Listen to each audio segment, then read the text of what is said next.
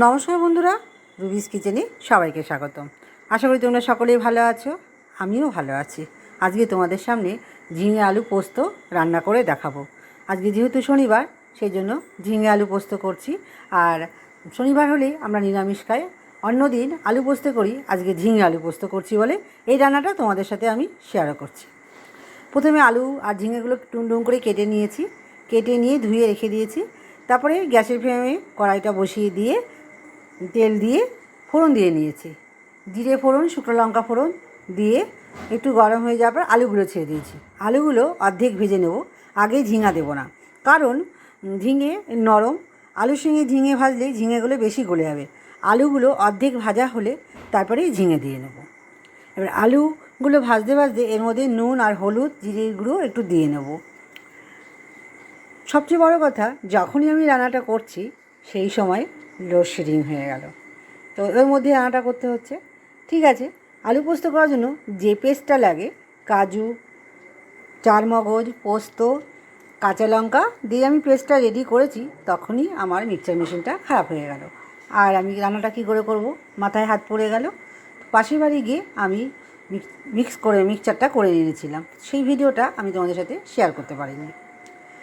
করে নিয়ে বাড়ি এসেছি, যথারীতি আবার রান্না বসিয়ে দিয়েছি।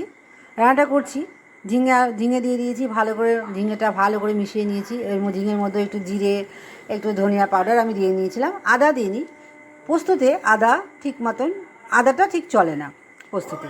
ভালো করে মিশিয়ে নিয়ে আমি একটু উষ্ণ গরম জল দিয়ে নিয়েছি। তোমরা পারলে ঠান্ডা জলও দিতে পারো, কিন্তু একটু তরকারি রান্না করলে একটু উষ্ণ গরম জল দিলে ভালোই হয়। আমি সবসময় এক্ষেত্রে যে কোনো তরকারি রান্নাতেই উষ্ণ গরম জলই ব্যবহার করি। আর আমি তরকারিটা ঢেকে দিলাম।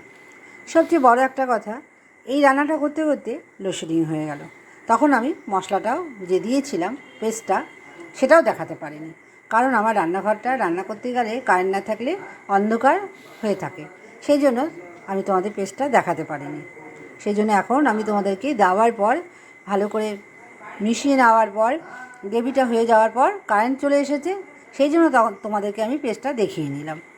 এবার আমি হয়ে গেছে, নামানোর আগে আমি একটু চিনি আর একটু ঘি দিয়ে নেব। অপশান, তোমরা দিতেও পারো, নাও দিতে পারো। তবে পোস্ত ঝাল ঝাল খুব একটা ভালো লাগে না, একটু মিষ্টি মিষ্টি ভালো লাগে। আর তার সাথে ঘি পড়লে আরও বেশি ভালো লাগে, গন্ধও খুব সুন্দর বেরিয়েছে। আমি এবার ভালো করে মিশিয়ে নিয়ে ঝিঙে আলু পোস্তটা একটা পাত্রের মধ্যে নামিয়ে নেব। কেমন হয়েছে আমার ঝিঙে আলু পোস্তটা অবশ্যই কমেন্ট করে জানাবে। আমি তোমাদের সাথে আরেক দিন আরও ভালো করে ঝিঙে আলু পোস্তটা শেয়ার করব, যেহেতু আজকে সব গন্ডগোল হয়ে গেছে। তাও দেখিয়ে নিলাম ভিডিওটা, যেহেতু রেডি করে ফেলেছি, সেই জন্য তোমাদের সাথে এই রান্নাটা শেয়ার করছি।